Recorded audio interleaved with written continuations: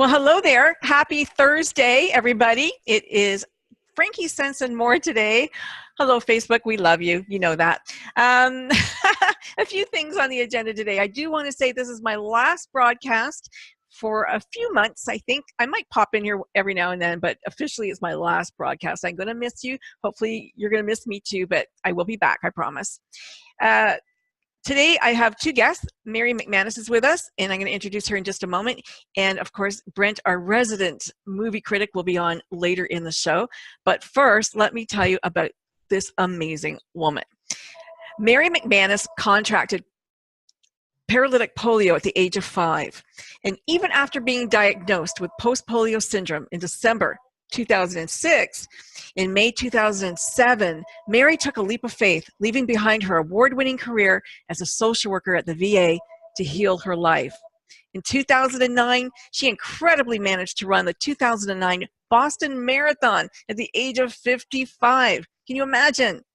She was once known as Out Alper, and we'll have to ask her about that in gym class, but she's as far cry from that misnomer as anyone could get. Mary's quest to heal her life led her to the sport of running, and that tested her mettle while fueling her journey of transformation from a survivor of a woman who embodies faith and grace under fire, courage, determination, endurance, and resilience. And I'm going to tell you, look up resilience in the dictionary, and you will see Mary's picture next to it. I promise you. She has conquered every challenge from surviving childhood, paralytic polio, as I said, severe trauma at the hands of family members, to running the distance in every race she enters. We're going to talk more about Mary's life. We'll find out about the rest of it. Welcome, Mary. Oh, Frankie, thank you so much. And it's so great to be chatting with you again. I still can't believe it's been 10 years. Oh my gosh, I know. And you know, it's just a testament to you know, being able to keep friendships and things alive and staying in touch with people's lives over the years. It's really great. And I remember the very first time, you know, we spoke and I interviewed you, and you had you know, you were just, I guess, I don't know, was it 2007 maybe? You had just, you know, just starting, I think you'd just done the marathon, the Boston Marathon. I think it was probably, yeah, right after I'd run the marathon. Right after you'd run the marathon. And it amazed me then that, you know, this woman who had polio, you know, a paralytic polio as a child, then diagnosed with, you know, post polio syndrome, managed to focus her you know, all of her energy into self-healing. It's absolutely amazing. And I've got a quote from you here, and you said, "I set goals, not limits." Wow, that just blows me away, Mary. I got to tell you. Well, I didn't originate that quote. It doesn't matter. No, it doesn't matter. The quote actually came from Dave McGilvery, who's the race director for the Boston Marathon. And in his book, The Last Pick, he wrote, "Set goals, not limits." And where that really came into play was in 2014 when my left knee blew out and they told me I needed a total knee replacement. But yes, my theme is to set goals, not limits, and also the whole theme of adventure, because life is an adventure. And well, you know that. And some of the adventures we choose, and they're wonderful, and some of them life hands to us, and that's where we have to decide what we're going to do with them. You know, a lot of people talk about the bad things that happen to us as opportunities. Mm-hmm. And, you know, from having the polio to having family members, you know, abuse you, to having post polio hit you, to a blowout knee, like all of these challenges. Did you say why? Why? What's the lesson? What do you want me to learn or offer the world? Well, when I first was diagnosed with post polio syndrome, I thought, really? Why me? And then I realized that if I continued with that attitude, I wasn't going to heal. I was going to be miserable. I would have fulfilled the prophecy of prepare to spend the rest of your life in a wheelchair. Yeah. And so I realized that I had to start feeling gratitude. And I had to really be thankful for all these opportunities and to really see the challenges as opportunities. And it was hard at first, because how can you be thankful for, everything that I lived through? I was 5 years old and I dropped to the ground in kindergarten class, paralyzed from the neck down. My mom was addicted to prescription pain medication, only I didn't know it at the time. She didn't care for me. And she sat there just glaring at me with a cigarette in her hand. And, all these different, and then 3 years later, my dad becomes alcoholic and is just brutal. And my mother's mother was also crazy, and we used to go there on the weekends, and on it goes, Frankie. So it would be very easy to say, woe is me. But after the and I actually never did say woe is me. I dissociated my body from my mind in order to survive.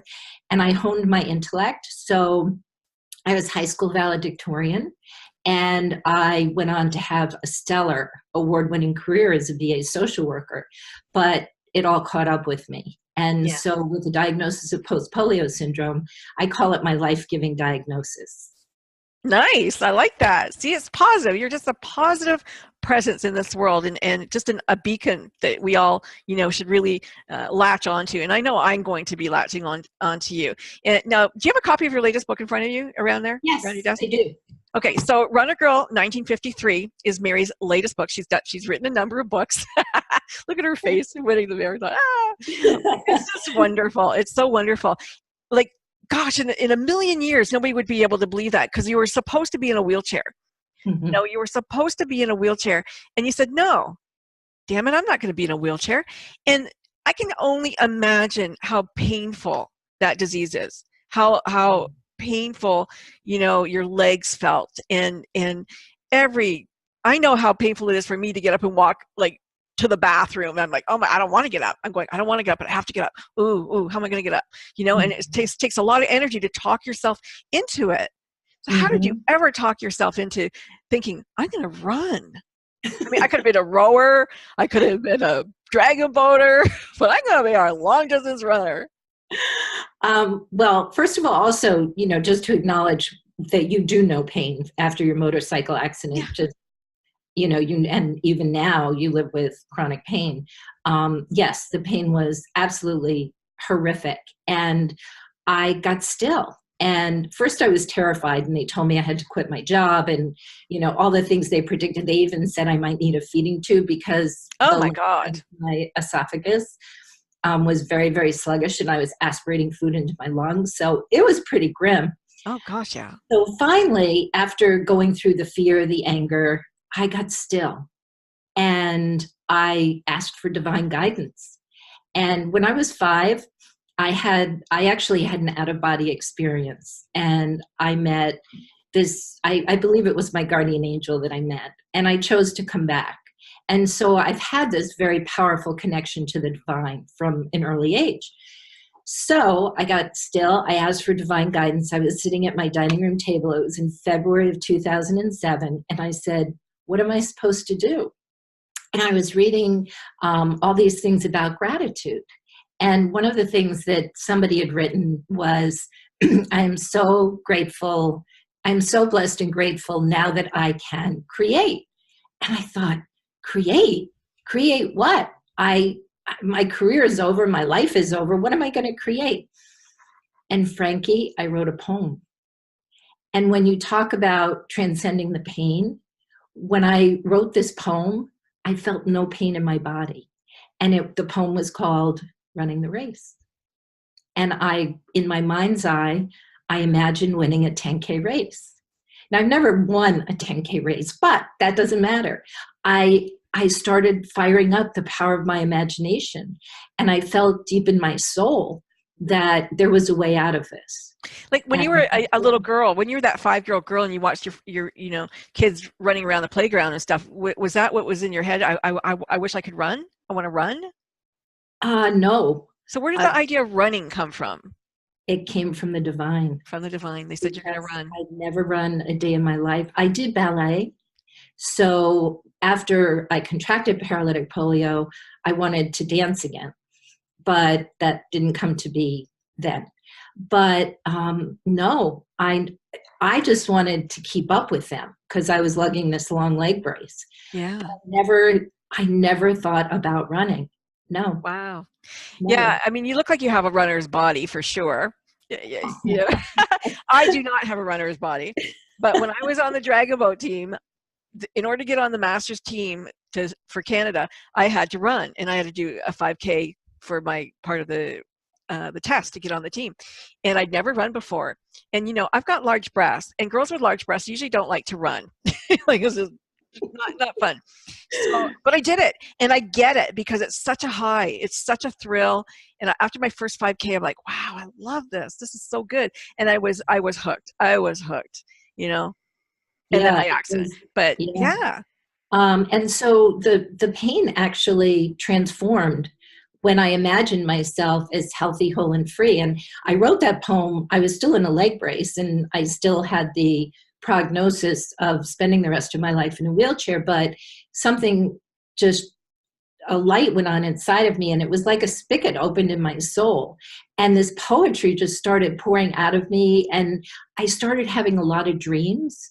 I had this one dream where I was doing like Singing in the Rain a la Gene Kelly, and I Yeah. was splashing in these puddles, and it was incredible. And that opened the portal to healing. And I went through Spalding Rehab outpatient, and it was, oh my God, it was excruciating. It really was, to reconnect with my body. And then also just from the deconditioning and the overuse and the lack of use and the weakness from the paralysis that got worse as I was getting older. So I went through Spalding outpatient, and then through serendipity, I met a personal trainer. And I said, well, do you think I can improve? And she said, well, whether you think you can or you think you can't, you're right. Either way, you're right. Henry Ford. Yeah. Yeah. And so I started working with her. And Frankie, initially, I couldn't even pass the assessment, the fitness assessment that they do when you work with a personal trainer. I couldn't even pass that. But she worked with me. I had muscles I didn't even know exist. And it was, again, it was just So so what would you say to somebody like, because I personally, just before my accident, because I had been training to be on the team, and we were 8 days from leaving for Shanghai, I was in the very best shape of my life. And I would not have got through that accident, 6 months in a hospital, had I not been in the very best physical shape. This time, I'm in the worst physical shape of my life at 62. And I think, can I come back? How long is it going to take me to come back this time? How long is it going to take me to even walk, a block without feeling like I'm out of breath? So what do you want to say to everybody out there who's thinking, how long is it going to take? Well, the biggest thing that you have to remember is that the way you are today is not the way you were yesterday, and won't be the way you are tomorrow. Yeah. So you really want to focus on where you're going. And it's so hard when you feel so awful in your body. It's counterintuitive. Yeah, it really is. It's really counterintuitive to move. And so you just keep focusing on, well, like for you, you have something to draw from, because you remember what it felt like with the dragon boats and when you were training for all of that, and when you were on them. So you really want to get that muscle memory fired up. And I had to reach back pretty far to remember when I felt well. The interesting thing is, as I'm getting older, I'm getting more and more muscle memory back. So you really do have to, everyone who's in any kind of a journey like that, you really have to focus on the fact that we have tremendous neuroplasticity, where things that you think are completely lost, that it'll never come back, it's atrophied. And God bless medicine, but they're pretty big to talk about what won't ever come back. Yeah. And that's something, just shut out the naysayers and just really believe. I guess what I'm really humbled about, Frankie, but also exhilarated about, is that I'm proof. Yes, you are proof. You are. We can harness the power of our mind to heal our bodies. And we have this divine intelligence within us. And after my knee blew out, I met this amazing chiropractor who turned me on to the work of Dr. Joe Dispenza. Yeah. And his story in You Are the Placebo is what really got me fired up to use the power of meditation, because I'd done meditation and visualization when I wrote poetry, and I visualized my way to the Boston Marathon. I really did. There's no other way to explain it. Yeah. I had no athletic training. I'd never run a day in my life. I just came out of my leg brace, but there was this feeling, this fire in my soul that I wanted to do it. Now, I'd watched the Boston Marathon. We don't live far from the course, but I'd never run. But the other thing, too, is the whole concept of mirror neurons, which means that I was watching people running. I actually was stimulating my own neuromuscular system. I didn't know it at the time. I just like being out there and more cowbell and stuff. Yeah, yeah. But that's very powerful, too. And I use mirror neurons even now, where my left leg is still it's still healing, even after all these years. So what I do is I have it look at my right leg. I say, see what that leg can do? Because I'm still spreading toes and still doing all that kind of stuff. And it works. So rather than focusing on what is, focus on where you want to be, and also be very kind and compassionate to yourself, and really, really love your body as it is right now in its deconditioned state, and know that's not where you're going to stay. You know, I remember interviewing a girl who had been in the hospital for a very long time, and she imagined, just like the prisoners imagine playing that perfect golf game, you know, that story of the prisoners of war, right? She imagined that she was running and she was, you know, exercising and building muscle in her body. And she'd been in a bed for months and months and months, you know, but her body was gaining the, you know, what it needed from her mind. She was playing that game in her mind, and her body was responding. So, you know, whether it's a placebo effect, who cares? It works, right? It works. Yeah. Now, you also have the benefit of an amazing partner, your husband, Tom. Yes. Like, what a support system you have there. Wow. Oh my God. I am so blessed. He told me, when they told me I needed to quit my job, he said, well, that's a no-brainer. And I was like, I'm giving up my salary, my career, everything. He said, what good is it going to do if you're not well? Yeah. And if you can't take care of yourself, how are you going to continue to take care of your veterans and your family and their families and my family as well? Yeah, yeah. So he basically said it was a no-brainer. And that's, I know on yesterday's show you were talking about manifesting. And that's something we share. Well, I said, I've got to manifest my way out of this, because what am I going to do? What are we going to do for money? And I talk about a leap of faith. I pulled my entire retirement account out. Wow. And that was right before the market crashed. And so I would have lost everything, so much of it. And instead, I used it for the first few years to get through. And then I said to my husband, oh my God, I said, I'm putting us deeper and deeper into debt. What are we going to do? He said, don't worry about it. I was afraid we were going to lose the house and everything. He said, well, look, he said, I know you want to go back to work, but it doesn't make sense. So the doctors had told me I could go on disability. And the funniest thing is, you know, lawyers don't have wills and social workers don't go on disability. Yes. So I really resisted the idea, but then I said, I worked my whole life. So he said, well, go ahead, you know, apply for it. Don't worry about it. And that was amazing, because, you know, that took care of it. Yeah, my gosh, it's hard enough mentally dealing with a body that's not responding. You know, you needed all that energy to heal, not worry about everything else. Absolutely. Yeah, absolutely. And thank God, you know, we both live in countries where we're able to access that. Yes, yes. Yeah, we're very fortunate to be able to do that. Now, did Tom run before you did? Was he always a runner? It was funny. I was just going to mention that, Frankie. Tom was a runner. Okay. We were going through some old photos, and he's actually going to be doing a talk at work about being the oldest man in the room, but we were looking at some of his old running photos. And before we were married, and then in the early days of our courtship, he was running 10Ks. He was a really, really good runner. And he hadn't run for a very long time. And then he said, I'm going to run the marathon with you. And my daughter was a couch potato, and she said, oh, I always wanted to run Boston. She was in her early 20s. And so he said, well, we're not going to let you be out there alone. Truth be told, Frankie, and if you asked him this, he would be the first to tell you, he didn't think I was serious. And he didn't think I was going to do it. Really? And humoring me.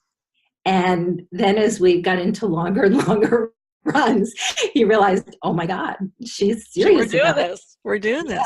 So a marathon is what? Is it 26 miles? Is that what a marathon is? Yeah. It's that 0.2 of a mile that'll get you every time. No, it's 26.2. 26.2. Okay. And so after you did the Boston, you stopped. Yes. Yeah. I took, well, they actually said I probably wouldn't run again. I had a wonderful cervical spine doctor who I called him my master magician, and he was wonderful. And he said, I know why you had to run Boston. And he said, let me help get you out of your cervical spine pain. He referred me to a wonderful physical therapist that he worked with. And she said, well, you have to take some time off from running. Your alignment is way out. You're going to get injured. So I was in pretty bad shape. Everything was, out of alignment and everything. So I started back so I took the rest of 2009 off, April to June of 2010. And then I got back on the roads, and I was so hooked. And I just was crushing. Like, was it right? Were you right there again? Like breath, everything, you're right there? Yeah. Wow, that's amazing. Yeah. And then in 2011, my nephew died by suicide, and that absolutely devastated me. And I stopped running. And as I like to say, with compassion to myself, I went looking for love in all the wrong places. I took up yoga, and it just was not a good path for me. It just was not a good path. So then I finally started coming out of the fog of grief, and I decided that I wanted to celebrate my 2009 Boston Marathon run with my Race for Rehab teammates. And so the Spalding Rehab invited us to the Mandarin Oriental Hotel. And so on April 15th of 2013, we were there, and we were watching some on the street, and then we went upstairs, and other members of our team were there, and we were cheering people on. And then we heard a sound that we don't normally associate with Marathon Monday. So we had to evacuate, and it was, I still get goosebumps thinking about it. We were very blessed, very lucky. But it was a wake-up call for me, Frankie, that I needed to literally get my rear in gear again. And we did the one run, which was doing the last mile on May 25th of the Boston Marathon, and anybody who was there, anybody who was running. So we gathered as a community, and it was this just incredible event. And that got me started running again. And only I kind of overdid it. And I ran 9 races in 9 months. And I was pushing myself to beat my previous time. And it felt great. And there were many magical moments. There was a lot of redemption, but. Like you were doing, because I'm not a runner, so you were at a 13-minute, a 14-minute, 15, 16? Like yeah, what? 13, 14, 15-minute mile. Yeah. And you were trying to get to what? Oh, no, I was just trying to beat my time. The last time, every time. Yeah. So you took a bit of time from that, and then you got kind of hooked. Somebody mentioned, let's do Bermuda. I mean, you have this wonderful network of running buddies around the world, right? Like you're really hooked into this tribe. So tell us about Bermuda and how that got started. So it was on my bucket list, actually, when I was 60. I was planning on running in Bermuda, but then life happened and it didn't happen. And I took it off my bucket list.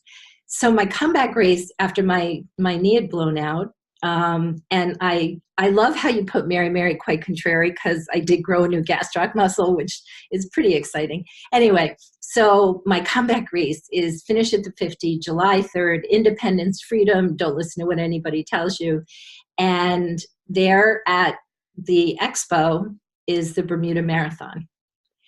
And my husband goes over to them and he's talking and I hear the Bermudian accents and I'm like really getting pulled in, but I'm like, no, I can't, no.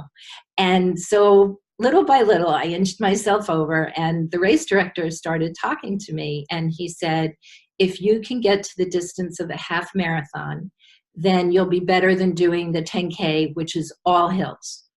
So by the time we left the finish at the 50 now, I had been told to cap my distance. I had been told to prepare for a total knee replacement in a couple of years, and that really I shouldn't have started running in the first place. I'm signing up for a half marathon now. So are you in pain at this time though? Does it hurt to run? My left knee was hurting. Through the whole race or at the half or all the time? Oh, well, at the 5K, it was like by the end of the 5K, it was hurting because it was healing from no cartilage and bone spurs. Yeah, great. So now you're going to do 13.1. But I got to tell you, it was so incredible. As I was training, the fact that I was training for Bermuda, it just transcended the pain. Just was. You guys weren't running on sand or anything, were you? No. Okay. But I did ice to recover from my runs. I did ice baths. Yeah. I did a lot of meditation, visualization. And I believe also the fact that I was healing my left knee despite what everybody told me. And that I had, when you talked about my tribe, oh my God, Frankie, the outpouring of love and support because people knew that I hadn't run any significant distance since Boston. So every training run was just incredible. And this one moment was really something because I was listening to the naysayers in my head. We were on a 6.5 mile run and I just got caught up in everybody telling me you can't do this, your body's not going to heal. I had osteoporosis if you fall, if all that stuff. And I got caught up in that tape and I actually fell on that run. I hit a tree root, I went flying in the air and I landed. I chipped my front tooth and I landed square on my hips. But my arms had broken the fall. And I had been told that if you fall, you're going to break something. And there I was, right onto the concrete, absolutely fine, got up, finished the training run and said, yeah, I'm going to do this. That's amazing. That's absolutely incredible. Wow. Just the fortitude, I can just imagine the self-talk it takes. Mm-hmm. But after you did Boston, Easy Out Alper should have gone away. She should have boop, but she didn't. No, it was really hard to get her to kind of. Tell us about that day when the kids said that. What was going on? Oh, Easy Out Alper? Mm-hmm. Well, so whenever I came up to the plate for kickball, they always said you were Easy Out Alper. And nobody wanted me on their team. They didn't even want me as a last pick, Frankie. It was like, ugh. Oh. I know. Well, back then we didn't have disability awareness and it was, kids just didn't know. Yeah. Gym class was awful. Yeah. That I left kindergarten and I came back in this full leg brace and crutches. I'm sure it was scary. Did you have friends? What's that? Did you have friends? Did anyone want to be your friend at all? Mm-mm. Being in a brace? No. Can't imagine they would. I mean, kids are so cruel. Unbelievable. And the teacher, of course, didn't go, oh, Mary, she's got this. And no, that wouldn't happen. No, that didn't happen. So, so I was always Easy Out Alper. And I think you're referencing that one day when they always came in the infield. And because they knew I wasn't going to hit the ball, so why were they going to be out there waiting for a hit that was never going to happen? And on this one particular day, I connected with the ball. It was a spirit moment, and nobody could play it. And so I made a home run. I was still Easy Out Alper, but a little bit of vindication. I know. But those wounds really stayed with me. And well, they would. after I crossed the Boston Marathon finish line, I definitely was a woman transformed. But there was still, I'm finally at the point now where I'm going to run a race, finish at the 50. And I emailed the race director and I said, do you mind if I basically walk this race? He said, I don't care. So it's really new that I can show up for a race and just be me, Frankie. Yeah. However, whatever I can do. So you're going to power walk it? Is that what you mean by walk it? Just kind of power walk it? And I guess you guys do a lot of volunteering as well. Yes, we do. We enjoy volunteering at races, and we go out on the long runs and we help people at their aid stations. And and even just walking that race, I mean, I can just imagine that. I mean, first of all, you're in great health. Yes. You're exercising regardless if it's a run or a walk or a fast walk. And there is a power walk. I mean, it's a very deliberate stride, right? Oh, yes, absolutely. Yeah. And there's even an Olympic event now. Race walking. So that's pretty cool. And how much of a time difference does it make? Do you know? For let's say on a 5 or a 10K to power walk it rather than run it? Oh, so it's maybe, well, it depends, sort of who's in the field. But I usually you personally. For me personally, I do it in under an hour for a 5. Yeah. Okay. That's pretty good. Yeah. So I have all these great quotes about, when you're the slowest in the race, you get the most out of your race entry fee. And I have many stories about the view from the back of the pack that are just so special. So it's great. It really is. But every time you went out to race, your biggest fear was being the last person in. Yes. And you were never the last person in. Oh, I was actually. Oh, you were? In which race? Several. Oh, many. okay. Actually, when I was training for Boston. Yeah. But people, they knew my story. Yeah. And so they celebrated me. Yeah. So, so that made it really, really. But there was a bit of fear in the Bermuda one because they said you had to do that half in 4 hours. Yes. And what's a typical? What would be a typical for you? A typical for me would be 4.5. Okay. So you really had to push. Yeah. And that was my biggest mistake in 2017. Even though the race director said, just, finish before my last marathoner, but I didn't hear that in 2017. I did in 2018. But in 2017, I really wanted to get in under 4 hours. And I almost didn't finish. But I did. You did. I did. That's all that matters, right? You showed up and you did it. And that's the biggest part, is just showing up, right? Absolutely. Just showing up. Yes, that is what's most important. And Desi Linden actually she won Boston last year. She just did a Brooks commercial and said the success is in just showing up. I agree. Well, I'm definitely going to be channeling you in the coming months. I'll be sending you all that good energy, and I'll be watching your journey. So much. Thank you so much. Run a Girl 1953, MaryMcManus.com. Yeah.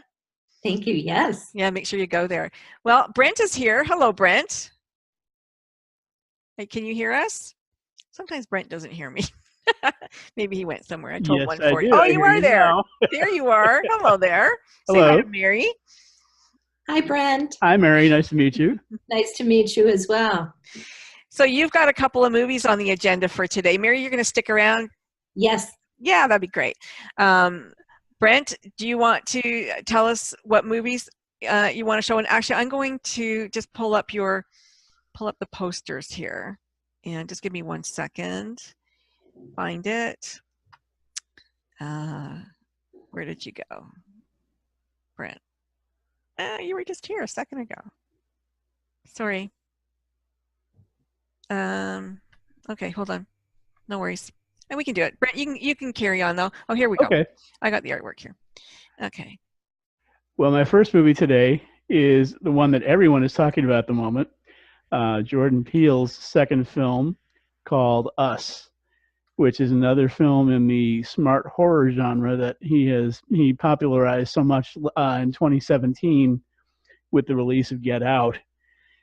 This film, is as good as Get Out was. This film is like a quantum leap in terms of how much he's grown as a filmmaker and a storyteller. The plot of this is really rather complicated, but to simplify it, basically a family that's on vacation for the summer ends up meeting their doubles, and they're not very nice, and they're not really very clear on why they're not being very nice to them, which is something that gets revealed as their experience with one another unfolds. It's are they doppelgangers, or are they like yes. aliens or something? No, they are doppelgangers. Okay. And they look pretty much just like them, but boy, are they different in terms of their attitude, in terms of their behavior. This is a wonderfully crafted picture in terms of the way the story is told, and also the way it brings forth a lot of very symbolic ideas, both about related to psychology, relating to sociology, relating to the current political and social structure. Wow. Yeah, I mean it's packed full of a lot of stuff. On top of that, it's a movie that manages to successfully incorporate a lot of humor. Yeah, I mean it's kind of dark humor. It comes up in ways where you sort of think to yourself, I shouldn't be laughing at this, but boy, is it funny. Like you and I typically do not like horror. No. But this is a horror film. Yes. With this is part of a new emerging genre in filmmaking known as smart horror. Okay. Where it's trying to do more than just give you, to see how high the body count can get. Right. It's trying to make a significant, some significant points along the way. I mean, you saw that in films like Get Out, Await Further Instructions, Annihilation, A Quiet Place. I mean, this is fast becoming a brand new genre of filmmaking that I'm loving the more I see of it, because typically I wouldn't go to see a horror movie if you paid me. How scared were you? I would say I was never really terribly scared, but there were certainly times where I was startled. Okay. Okay. Have you heard of this movie, Mary? But it's not gratuitous. No, I haven't. It's violent, but it's not gratuitous, which is one of the things I really like about it also. Yeah. And the fact that, you can make your point, you can incorporate some things in it that are, kind of creepy and kind of disturbing, but it's not a gross out by any means. Okay.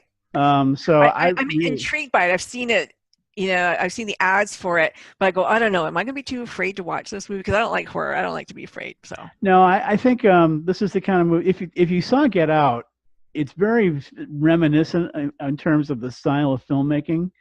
The thing that is the big difference with this one, though, is that the director goes a lot deeper in terms of the material that he's covering, the symbolism that he's incorporating into the film. And like Get Out, it's also the kind of movie where you can't take anything for granted. Everything in there has got a purpose.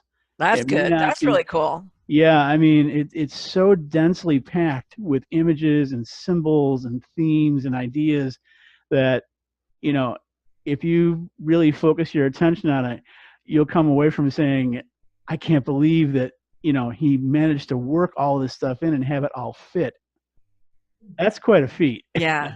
I just want to say something. Like Brent's in Chicago, Mary, you're in Boston, and I'm sure like Chicago, you get a lot of the art films, the better films. Here, for some reason, it's very hard to find a sophisticated movie. I'm going to call it a sophisticated movie because I don't like movies where I just know what the whole movie is going to be like before I even go.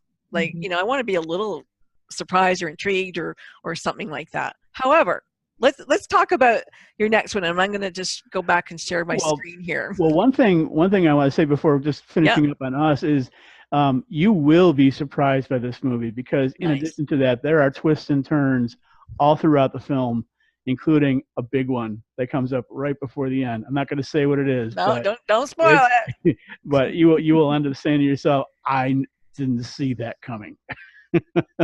Okay. So now our second film, this is another one that people have been talking about, is Captain Marvel, which is the latest in the Marvel Universe series of films, where they're introducing in this film, they're introducing the character of Captain Marvel for the first time. So you get to see her origin story, to see how she became the person who she is. And it's interesting the way they do this because they kind of work sort of backwards. You see the character at the beginning almost not really knowing who she is, what she does, how she got to be where she is. So she has to unravel all that to discover her true self. And in the process of doing that, it's very much an exercise in self-discovery for her, not only about who she is, but also in terms of the circumstances in which she finds herself. And it's an eye-opener for her as much as it is for the audience. I love this movie because it doesn't rely so much, excuse me, on special effects and action adventure to carry the story. I loved it too. I loved it. Very much about character development. And in many ways, you see a superhero here who is not really typical of what you see in a lot of other superhero movies. You see somebody who has a much greater sense of compassion, a much greater sense of humanity, someone who is anxious to, in her own way, be kind of a role model for, you know, younger folks, particularly younger women. And those are qualities about the film that just absolutely blew me away. Unfortunately, this movie has been somewhat like the last Star Wars movie, kind of the target of attack from trolls who have been like putting out fake reviews and fake comments about saying, oh, well, you know, it just isn't like the old days, and it's this and it's that, blah, blah, blah, blah. And I find it rather coincidental that both of those films just happen to feature characters who are featuring strong women. Yeah. Well, I don't know. Stan Lee must have been his last performance in a movie. No, actually, he filmed a few others before he passed on. So you will see him in a few more. Oh, good. Yeah, that was great. I mean, I just love seeing him in Marvel. And you know, at first I thought, I didn't know if Brie Larson was going to be the right fit. You know, before I went to see the movie, I go, I don't know. I don't really see her in this role. But man, she took it on, and she was perfect. Yeah, absolutely, I think she slipped into the role seamlessly. I mean, she really did. You know, I've heard, again, these are some of the troll comments coming out saying, oh, she was boring, she's not charismatic. I thought she was perfect for it. I did too.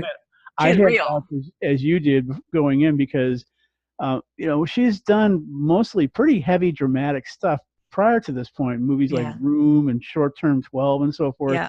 And being able to take on something a little bit lighter and fluffier, I didn't know if she'd be able to pull it off, but man, she just slipped into it just perfectly. Mary, have you seen this movie? Do you ever see the Marvel movies? Yeah, you really should go see it. I love it. It is a strong female character-driven movie, and I thought it was brilliant. Yeah, really, really good. I pick my superhero movies pretty carefully in terms of what I see and don't see, because when it's going to rely just on special effects and action, I'll skip it because they become so cookie cutter after a while that they become boring. Yeah. But this didn't do that. This has a lot of other stuff in it that just really made things interesting. And there's some surprises along the way. Absolutely. It's got a great, you know, it's got a cat that steals the show in a lot of ways. And it's got a great supporting cast with people like Annette Bening. Yeah. And Samuel L. Jackson, who I was really glad to see didn't overpower the film, which was something I was a little bit concerned about. Yeah. He knows how to kind of keep it in perspective, to play his part without, you know, overshadowing. Well, I'm really looking forward to the next one. So yeah, this was good. This is don't pay attention to what a lot of the user sites are saying about this, because they're just they're polluting and diluting the ratings of this film. Yeah. Okay, let's share the next one here. Apollo 11. Do we need another Apollo 11? Well, Apollo 11 is really quite interesting in the fact it's a documentary about the mission to the moon in 1969 that's put together exclusively using footage and sound bites from the time that the event took place. You're not getting a lot of, you know, Monday morning quarterbacks coming along and analyzing, you know, what the significance was, or, you know, what this meant or what that meant. You are seeing history unfold as it was reported at the time when it happened. And I like that about it. It has an authenticity about it that really is something you don't necessarily always see in a lot of documentaries.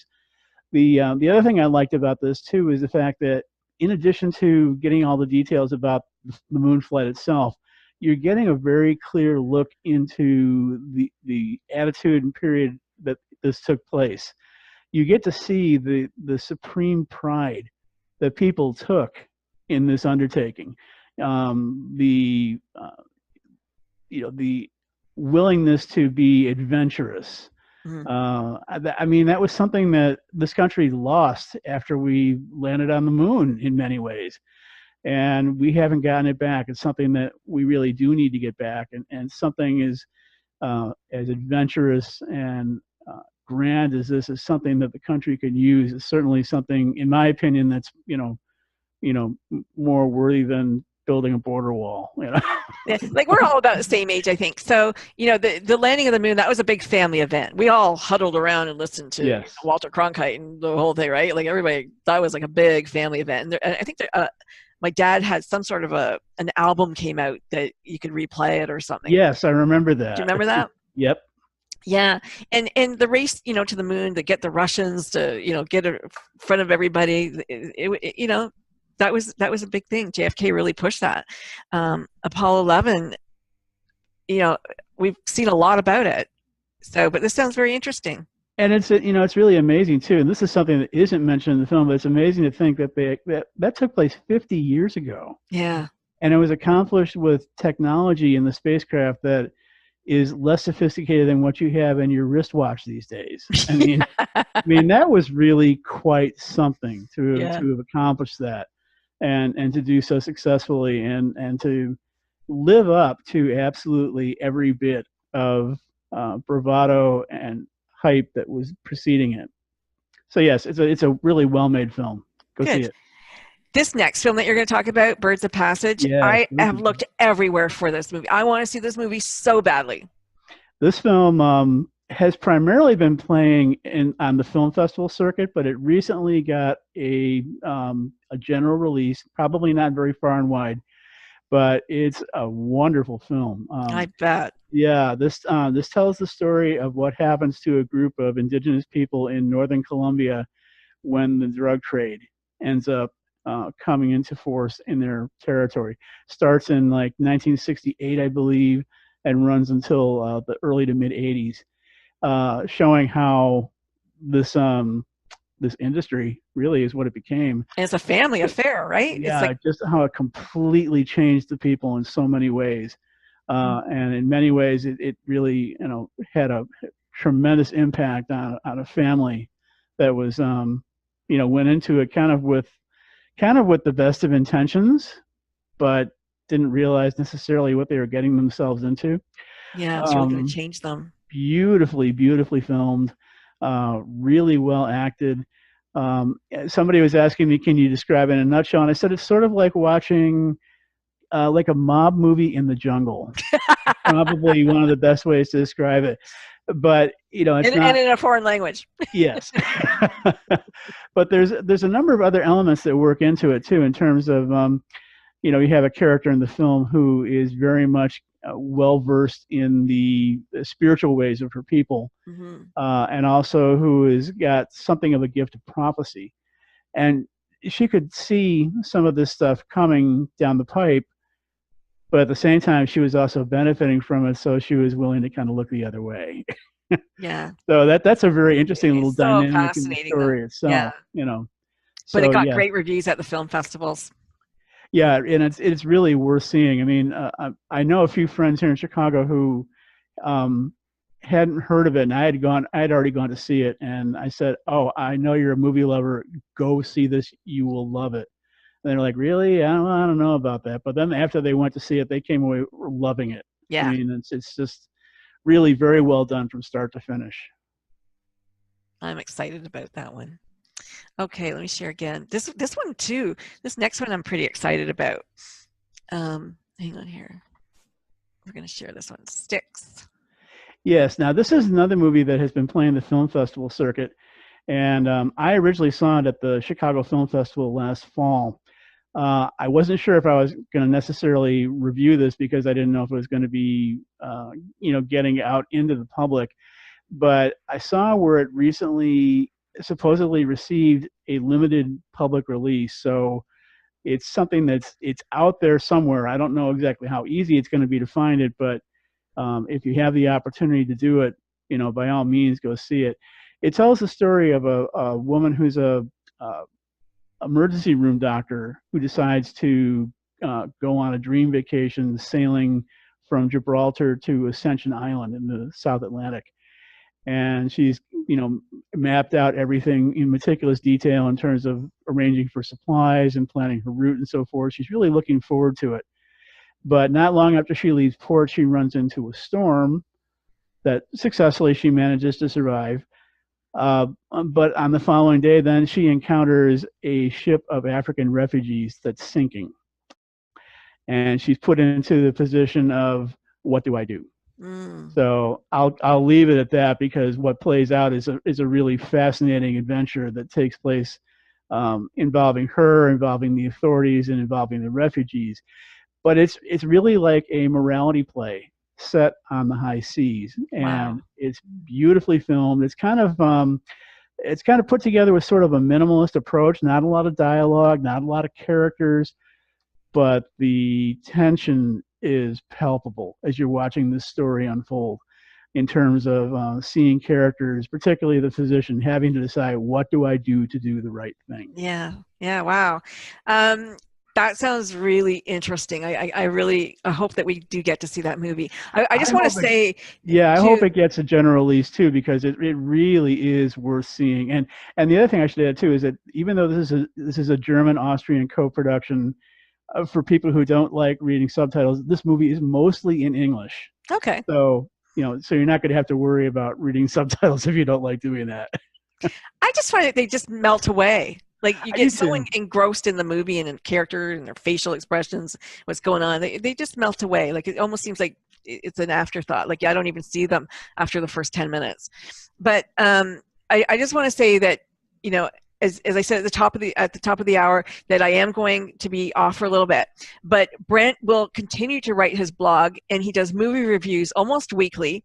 And if you are wanting to know what to go and see, if you're going to spend your $50 or whatever, go to thegoodradionetwork.com and read his reviews, and then take it from there. You can look at Rotten Tomatoes. You can look at Brent's reviews. And I'm going to tell you, I have never been disappointed, except for once.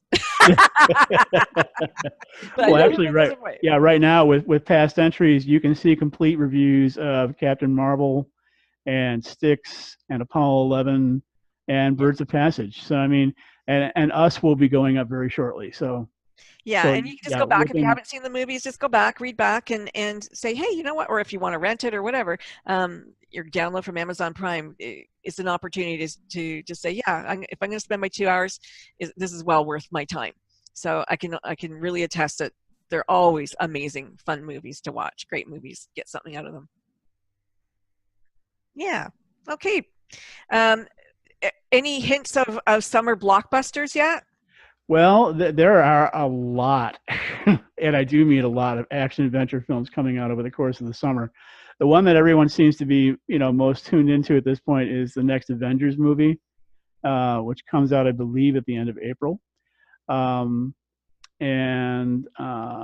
You're also there's another movie that's coming out that's getting a lot of advance hype called Rocket Man, which is a biopic about Elton John. Oh yeah. It's supposedly it's directed by, I guess, the same filmmaker who did like the cleanup work in finishing up Bohemian Rhapsody.